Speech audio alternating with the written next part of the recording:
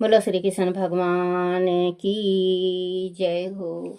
श्रीमद् भागवत महापुराण की जय। श्रीमद् भागवत महापुराण में चौथा अध्याय गजेंद्र और ग्रह का पूर्व चरित्र। श्री सुखदेव जी ने कहा, परीक्षित, अब मैं तुम्हें गजेंद्र और ग्रह के पूर्व चरित्र के विषय में बताता हूँ।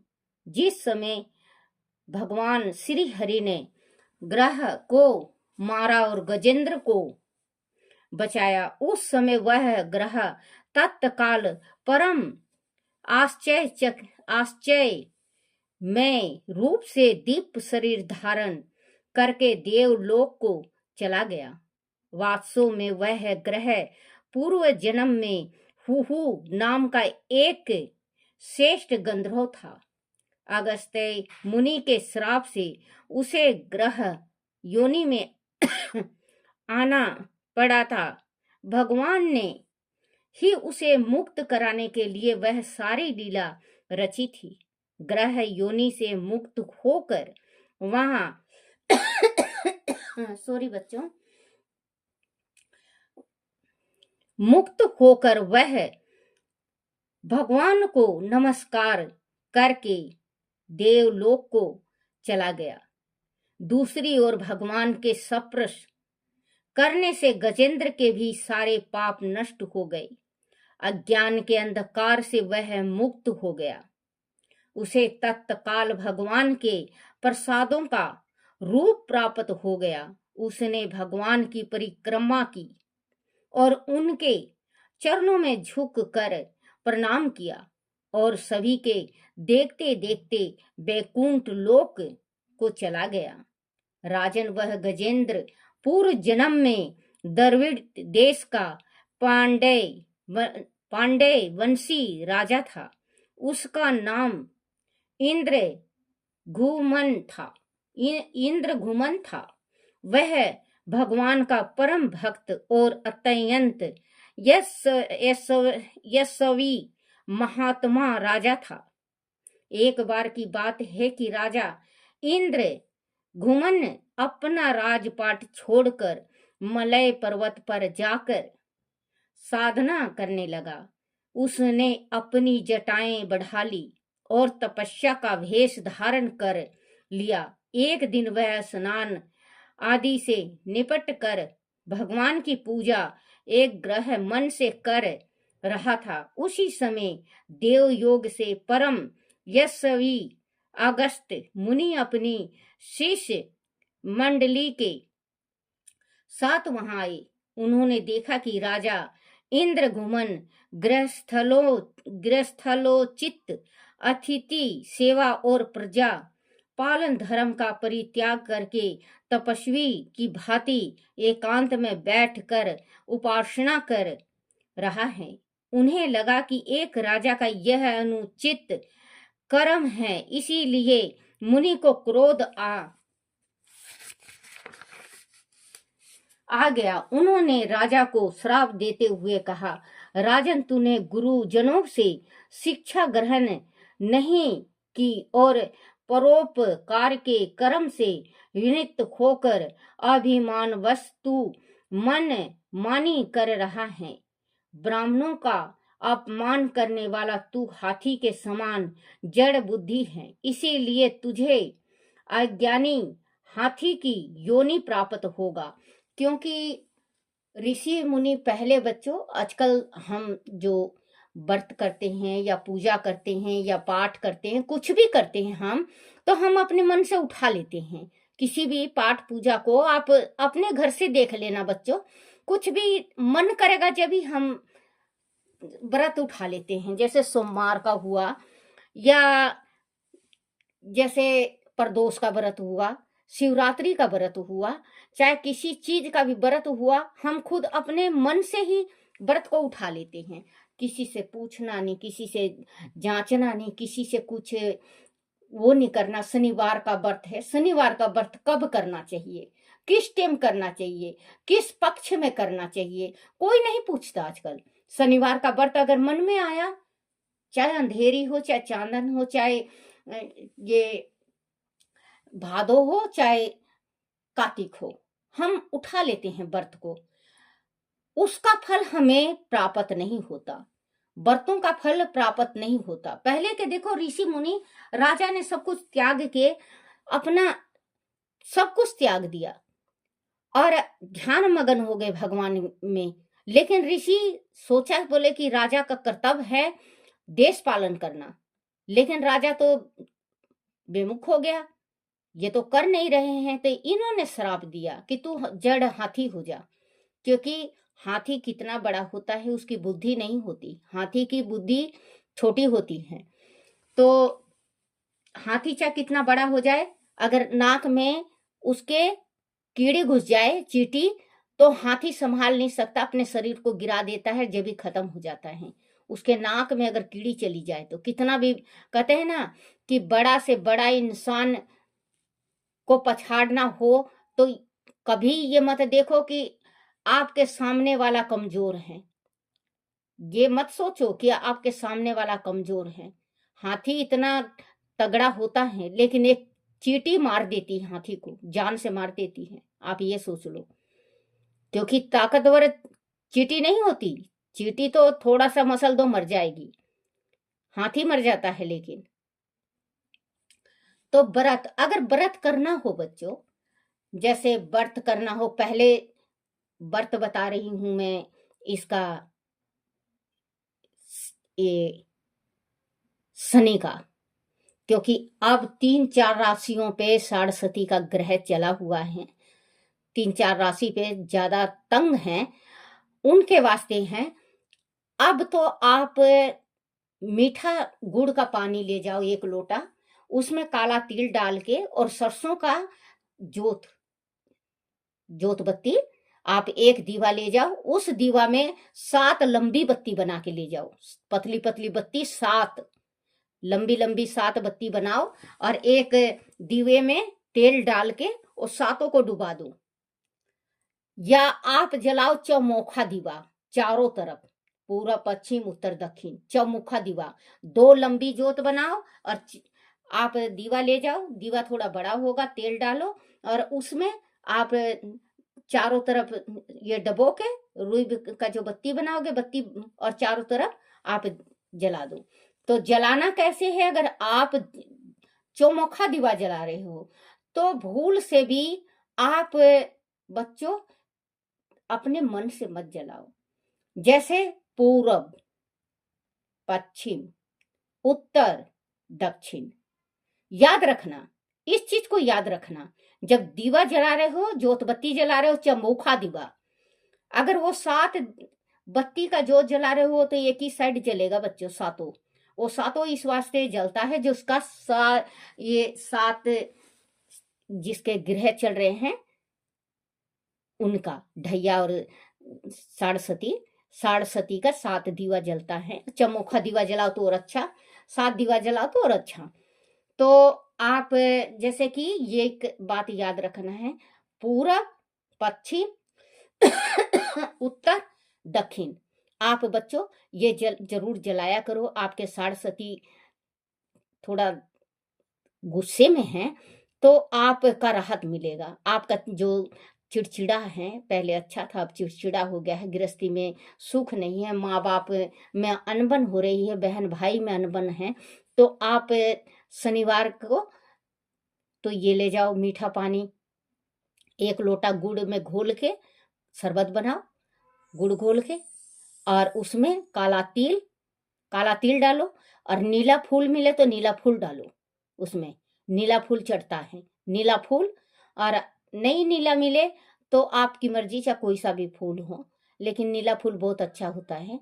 आप पहले आप जाओ, जल चढ़ाओ, मीठा पानी चढ़ाने के बाद आप तेल का 3 दफे जो जोत बत्ती ले गए हो उसी में से अपनी चिटकी उंगली के बगल वाली उंगली से 3 दफे छींट मारो, और फिर इसके बाद आप चौमुखा दीवा जलाना हो तो पूर्व, पश्चिम, उत्तर, दक्षिण, और एक दीवा जलाते हो तो पीपल के साइड, अपने तरफ मुंह मत करना जोत का, अपने तरफ पीठ होना चाहिए, ज्योत का, चाहे किसी भी भगवान का पूजा कर रहे हो तो अपने तरफ मुंह नहीं होना चाहिए। ज्योत का अपने, अगर बीच में है ज्योत, गोल ज्योत बत्ती कर रहे हो तो वो तो बीच में रहता है और लंबी कर रहे हो तो वो भगवान की तरफ, क्योंकि भगवान को प्रसन्न करना है, हमें खुद को थोड़ी ना करना है। और अभी तो आप यही करते रहो, फिर आप आषाढ़ में शुक्ल पक्ष में, आषाढ़ के शुक्ल पक्ष में आप चालू करो ये शनि का व्रत, और सोमवार का व्रत करो सावन में।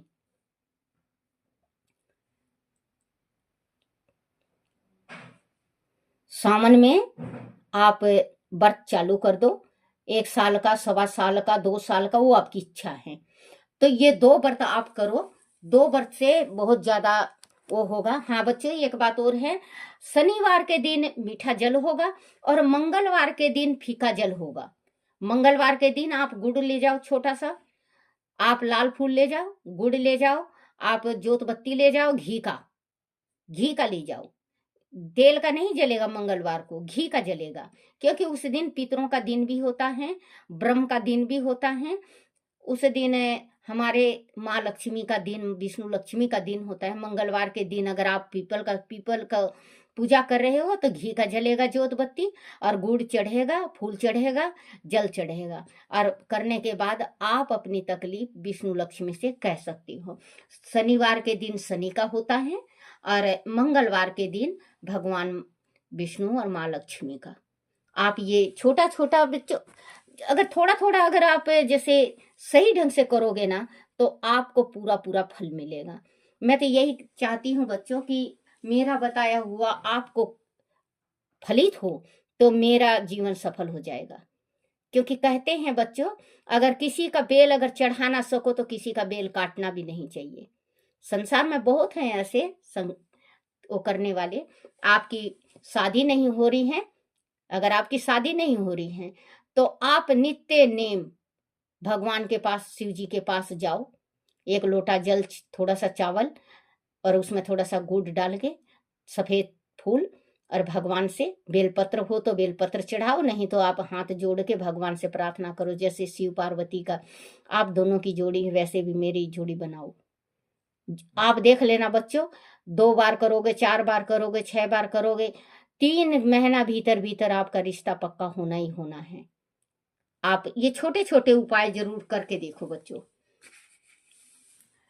गया उन्होंने राजा को श्राप देते हुए कहा, राजन, तूने गुरुजनों से शिक्षा ग्रहण नहीं की और परोपकार के कर्म से निवृत्त होकर अभिमान वस्तु मनमानी कर रहा है। अज्ञानी हाथी की योनि, ब्राह्मणों का अपमान करने वाला तू हाथी के समान जड़ बुद्धि है, इसीलिए तुझे अज्ञानी हाथी की योनि का प्राप्त होगा। परीक्षित, श्राप देकर अगस्त मुनि अपनी शिष्य मंडली के साथ वहां से चले गए। राजा इंद्र गुमन ने अपना भाग समझकर श्राप को स्वीकार कर लिया और उसे इस प्रकार हाथी की योनि प्राप्त हुई। बच्चों, अब कोई ब्राह्मण हो या कोई साधु, छोटी सी बात बता रही हूं, कोई ब्राह्मण या साधु हो और आपको श्राप दे दे, साधु कम देगा, आप उससे 4 गुना ज्यादा दोगे।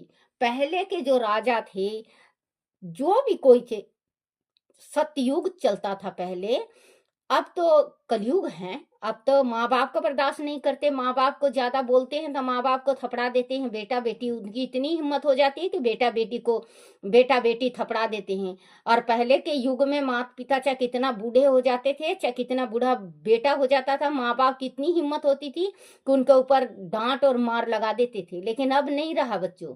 अब ये सोच लेना, अगर आप बोल रहे हो तो सोच समझ के।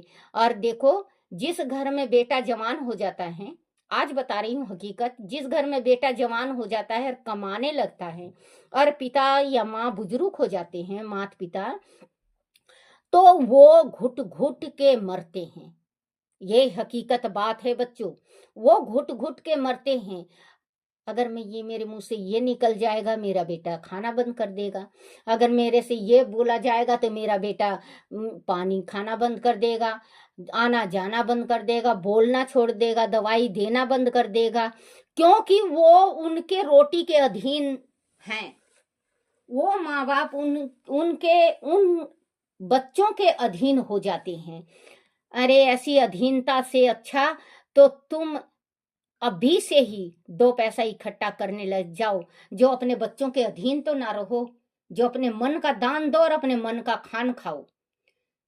तो वो बच्चों का भी जिंदगी बेकार है जिनके माँ बाप डरते हैं, जिनके माँ बाप सुबह बच्चा को नौकरी के वास्ते तैयार करके भेजते हैं और शाम को डरते हैं कि कहीं पी के ना आ जाए, कहीं खा के ना आ जाए, पी खा के आएगा मार पीट करेगा। ऐसे ऐसे देख रखे हैं कि माँ बाप को कैद कर देते हैं। अरे बच्चों, तुम उस दिन का दिन भूल गए जिस दिन तुम्हारे माता पिता ने तुम्हारा अगर पैदा नहीं करते तो तुम इस धरती पे आते नहीं। आज बेटा खुद अपने माँ बाप को जाके वृद्धाश्रम में डाल आता है। अपने जिस जगह में वो खड़े हैं ना, उस जगह में खुद को, अपने बेटे को खड़ा देखना, और जहां जिस जगह में आपके पिता रोते हुए और आपके मुंह की तरफ दया भाव के दृष्टि से देख रहे हैं, आप देखोगे हकीकत है बर्मा की लकीर इधर से उधर हो जाएगी, लेकिन ये बिरथा नहीं जाएगा। ये सच्ची बात है। जैसा आप कर रहे हो उससे भी 10 गुना फालतू आपके साथ होगा होगा होगा। क्योंकि आप आज उनके आत्मा को, आज उनके जो आत्मा है जिसमें परमात्मा बसा हुआ है, उसको छलनी छलनी कर दिया तुमने।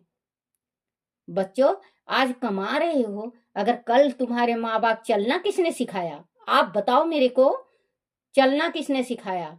माँ बाप ने। खाना खिलाया किसने? माँ बाप ने। पढ़ाया किसने? माँ बाप ने। शादी ब्याह किसने किया? माँ बाप ने। बोलना चलना किसने सिखाया? माँ बाप। अरे सब कुछ माँ बाप का। खून तुम्हारा माँ बाप का, तुम्हारा मांस माँ बाप का, तुम्हारा शरीर के रोंग रोंग तुम्हारे माँ बाप के, फिर भी उन माँ बाप से तुम घृणा कर रहे हो। धिक्कार है तुम्हारी जिंदगी। ऐसी जिंदगी से अच्छा तुम्हें मौत भली। अगर माँ बाप की सेवा नहीं कर सकते तो वो दुख भला, जो कल वृद्धाश्रम में जाएं तो वो ये कहें कि हमारा इस संसार में कोई नहीं है। मुझे माफ करना बच्चों, लेकिन ये हकीकत है। क्योंकि वो माँ बाप जाके कह सकते हैं कि हमारे इस दुनिया में कोई नहीं है। और वो बच्चे क्या, जो बच्चे हर एक कदम कदम पे उनको डरना पड़ता है कि पगड़ी उछाल दिया माँ बाप के बेटियों ने और बेटों ने मिलके, उन माँ बाप का जिंदगी नरक बना दी। जो माँ बाप शान से जीते थे, आज चलते हुए भी वो शर्माते हैं, बाहर निकलते हुए भी वो शर्माते हैं। ऐसे जिंदगी से तो मर जाना उन बेटा और बेटियों का अच्छा है, जो अपने माँ बाप के पगड़ी उछालते हैं और उनके कलंक लगाते हैं। तो पहले ऋषियों सॉरी बच्चों, पहले ऋषियों का माना गट्टे, हर एक चीज ऋषि जैसे बोल देते थे, अपना लेते थे। लेकिन अब भैया, अगर आप औरों की तो बात छोड़ो, माँ बाप अभी बताई, मैं माँ बाप बोल दे तो उनको रेपटा दें। बेटा बेटी इतना खतरनाक होते हैं, 2 पैसा कमाने क्या लग जाते हैं। वो सोचते हैं मैं जग संसार को काबू में कर लिया हूँ। वो भूल जाते हैं कि भगवान का मार किस टाइम पड़ जाए किसी को नहीं पता। ये तो पानी का बुलबुला है, बुलबुला उठा और किस टाइम फूट गया किसी को पता नहीं चला। ये शरीर में अभिमान कर रहे हो, शरीर का आपका किसी का पता नहीं, मेरा शरीर का किसी को पता नहीं कि कब फूक निकल जाए और ये शरीर मिट्टी का मिट्टी रह जाए। बच्चों, मान लो अगर किसी घर में हम अकेले हैं, हमारे पास कोई ना है, और हमारा प्राण निकल गया और दरवाजा बंद है, अड़ोस पड़ोस को भी पता ना चले 2-4 दिन, तो इस शरीर में कीड़े पड़ जाएंगे। जिस शरीर के वास्ते आप इतना अभिमान कर रहे हो जिस शरीर के वास्ते, उस शरीर में कीड़े पड़ जाएंगे। 2 दिन रख लो मरे हुए को, शरीर फट जाएगा। ये तो भगवान के सहारे चल रहा है, जो हम सेंट पैंट लगा के अपने शरीर को, ये शरीर दुर्गंध है। इसने ये तुलसीदास ने अपनी स्त्री से इतना प्रेम किया, बहुत ज्यादा प्रेम किया, बहुत ज्यादा। शादी हो गई इनकी, प्रेम बहुत किया अपनी स्त्री से। एक दिन अचानक उसकी स्त्री पीहर गई थी, अपने घर चली गई थी, तो अचानक रात को याद आया, बहुत तेज बारिश हो रही थी, बहुत तेज बारिश हो रही थी। फांद फूंद को, इसके जो नदी, पहले नदी जगह जगह रहा करती है, नदी को फांद फूंद के वो गया, और उसके महल के पीछे सर्प लटक रहा था, सांप। उसको पकड़ के और अपनी पत्नी के कमरे में चला गया। पत्नी ने देखा, बोले तुम कैसे आए? बोले रस्सी लटका रखा था तुमने। बोले मैंने नहीं लटका रखा था। देखे तो सांप। उसकी स्त्री पलट के कहती है, कहते हैं ना धर्म पत्नी, धर्म पत्नी उसको कहते हैं जो धर्म के मार्ग में अपने पति को लाए। पलट के देखती है और कहती है, कहती है स्वामी, जितना प्रेम आप मुझसे करते हो, इतना प्रेम अगर आप हरि से करने लगो तो आपका जीवन सफल हो जाएगा, आप मृत्यु लोक में दोबारा नहीं आओगे। और उस नारी से क्या प्यार करते हो जिसके शरीर ऊपर से लेके नीचे तक गंध भरा है। उस शरीर से प्रेम करते हो जिसके शरीर में 24 घंटा दुर्गंध रहता है। आंख से ढीड निकलती है, कान से मेल निकलता है, नाक से सींड निकलता है, मुंह से बदबू आती है, बलगम निकलता है, सुंडी से मेल निकलता है, योनि से मूत्र निकलता है, और गुर्दा से विष्टा निकलता है। कहाँ शुद्ध है? कौन सा शरीर शुद्ध है? आप ये बताओ प्राणनाथ। आपने जल नहीं देखा था, नदी पार करके आए, आपने सांप नहीं देखा, आप मुझसे मिलने आए। अगर सांप डस लिया होता और आप मर जाते, मैं कहाँ लगती। लेकिन मैं ये सच्ची बात कह रही हूँ स्वामी, आपको बुरा लगे या भला, अगर जितना प्रेम मेरे से करते हो इतना प्रेम शिव हरि से करो। तुलसीदास जभी उठा और तुरंत जय राम जय राम जय जय राम, सिया राम जय राम जय जय राम, जय राम जय राम जय जय राम, सिया राम जय राम जय जय राम। तुलसीदास तुरंत उठे और भगवान की भक्ति करते हुए भगवान में, देखो आज तुलसीदास का रामायण पढ़ के देखना। पत्नी गई मनाने के वास्ते, प्राणनाथ चलो घर, मैंने दुख से कहा था आपको। बोले नहीं, तूने सही मार्ग दिया है, अब मैं घर नहीं जाऊंगा, मैं तो भगवान में रम गया, तू भी रम जा पगली। तो कहते हैं पति को जब, पत्नी को जब भी धर्म पत्नी कहा गया है।